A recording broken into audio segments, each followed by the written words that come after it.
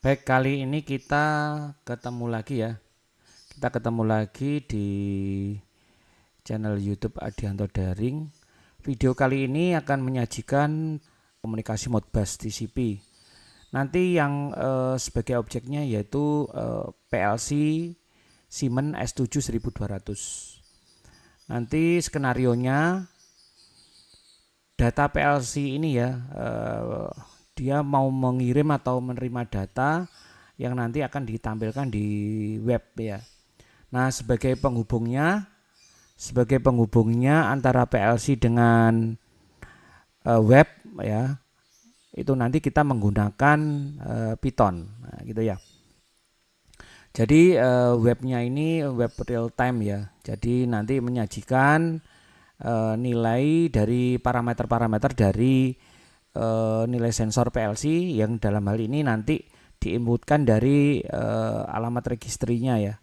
Kemudian nanti di webnya juga diberikan apa ya, pengubahan status dari beberapa switch yang ada di web, nanti mengubah data yang ada di registri-registri di PLC-nya. Baik, langsung kita ke programnya. Oke, kita sudah membuka program TIA Portal ya yang nanti digunakan untuk memprogram PLC ya. Untuk di program PLC ini kita menggunakan Modbus server ya sebagai komunikasi Modbus TCP-nya. Modbus server.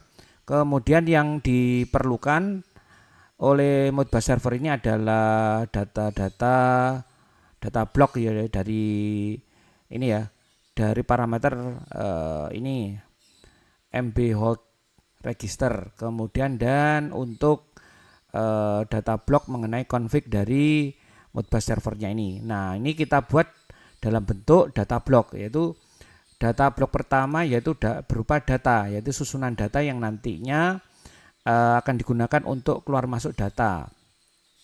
Di sini saya membuat data sebanyak 10. Jadi nanti skenarionya data ke 0 sampai data ke 3 ini dipakai sebagai status dari switch, dan kemudian data kelima sampai data ketujuh nilainya adalah nilai sensor ya. Nilai sensor dalam hal ini saya umpamakan ini adalah data sensor temperatur, data humidity, dan data air pressure gitu ya.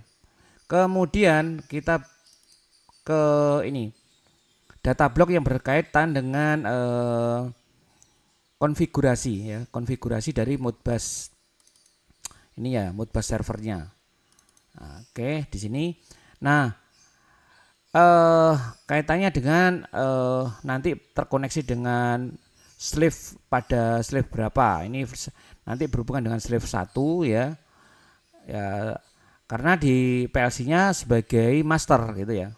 Sebagai master, dan kemudian nanti slave-nya adalah yang ada di web gitu ya. Yang ada di web. Nah, webnya itu nanti berhubungan dengan Python. Berarti Python ya yang sebagai slave-nya. Nanti mempunyai ID 1. Kemudian IP di Python-nya dan di webnya itu ada di 192.168.125. Jadi program Python dan webnya ini pada Raspberry ya. Di sini saya letakkan di Raspberry programnya. Kemudian PLC-nya ada di berhubungan dengan PC gitu ya.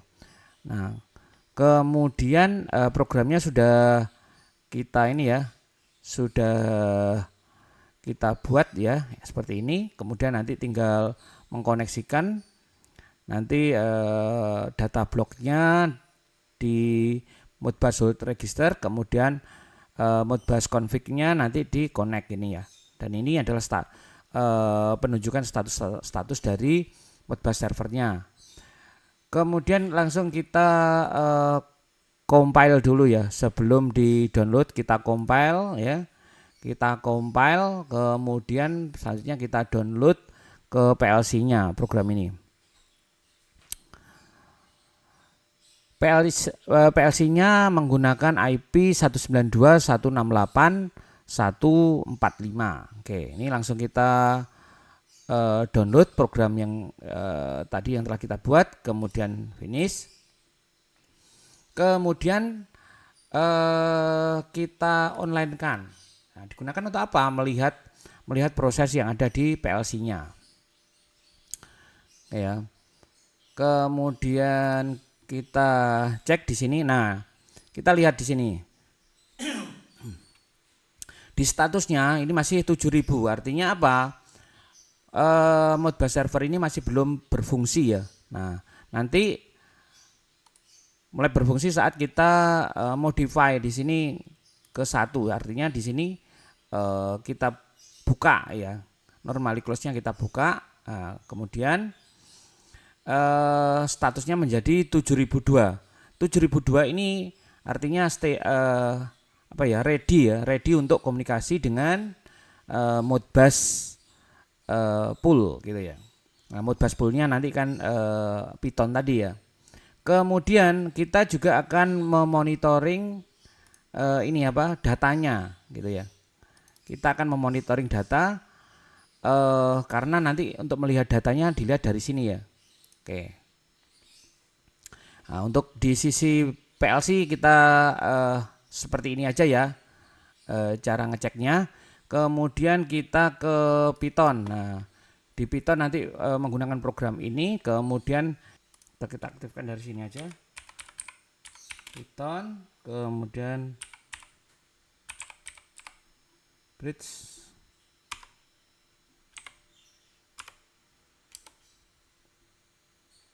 Oke ya. Udah kita aktifkan. Kemudian kita cek juga di webnya. Webnya ada di sini. Di PLC dashboard ini ya. Di PLC dashboard nanti penunjukan nilai-nilai dari parameter-parameternya yang ada di sini ya. Yang tadi di sini nih. Yang ada di data 5 sampai data 7.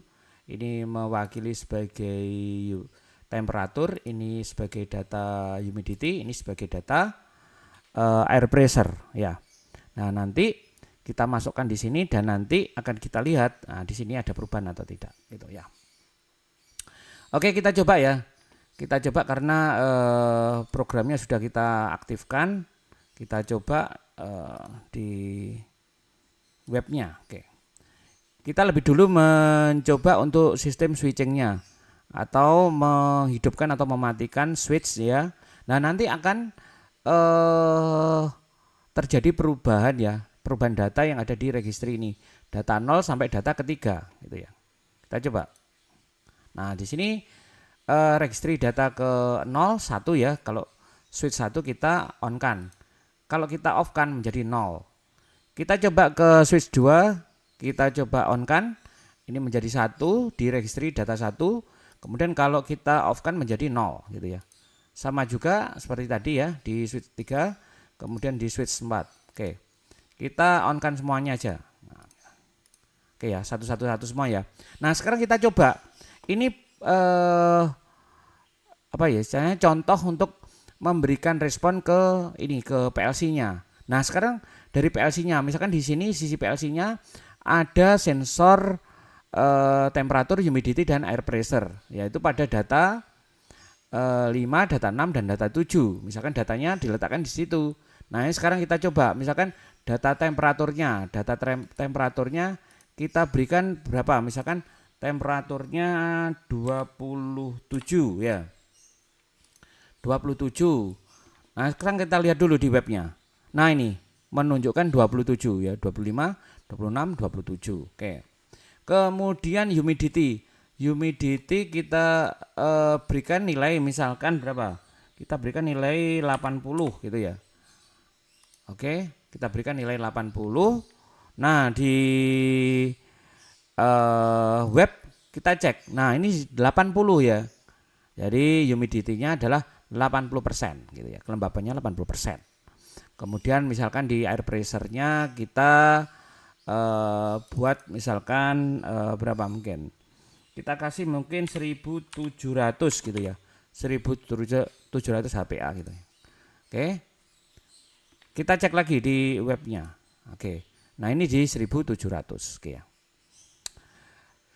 Kemudian selanjutnya kita buat uji coba juga. Kita matikan misalkan ya di switch-nya ya. Oke, kita matikan ya. Secara real time ya terjadi perubahan di PLC-nya. Jadi nanti misalkan di sini terhubung ke output PLC yang digunakan untuk mengdrive MCB atau kontaktor, nah, gitu ya, untuk menyalakan atau mematikan gitu ya. Nah, nanti sebagai sebagai feedbacknya nanti menerima data sensor. Misalkan di sini ada data temperatur, humidity dan tekanan udara gitu ya. Dan nanti ditampilkan dari web gitu ya. Oke, jadi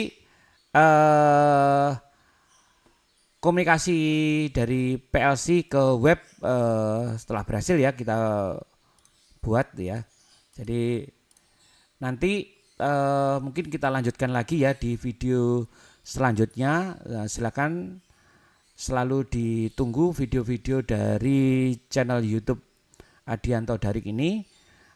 Nanti kita bahas juga berkaitan dengan misalkan nanti di sensor ini kita berikan suatu nilai yang nantinya kita berikan ambang ya. Artinya kita berikan suatu batas nilai. Nah, jika kita nanti mendekati batas nilai yang ditentukan atau diatur gitu ya di PLC, maka nanti akan mengirimkan data ke WhatsApp sebagai notifikasi. Nah, silakan ditunggu video-video dari channel YouTube ini di channel YouTube Adianto Darik. Jadi nanti supaya kita semua bisa dijadikan sebagai wawasan berkaitan dengan komunikasi data dan automation. Baik, demikian video kali ini yang berkaitan dengan komunikasi data antara PLC S7 1200 dengan real time web ya. Real time web ini sebagai tambahan informasi menggunakan full JavaScript ya. Jadi nanti full JavaScript-nya ini berhubungan dengan database. Jadi tidak menggunakan program pihak ketiga ya. Ini semuanya full dikerjakan melalui pemrograman. Oke, terima kasih dan sampai ketemu di video-video selanjutnya.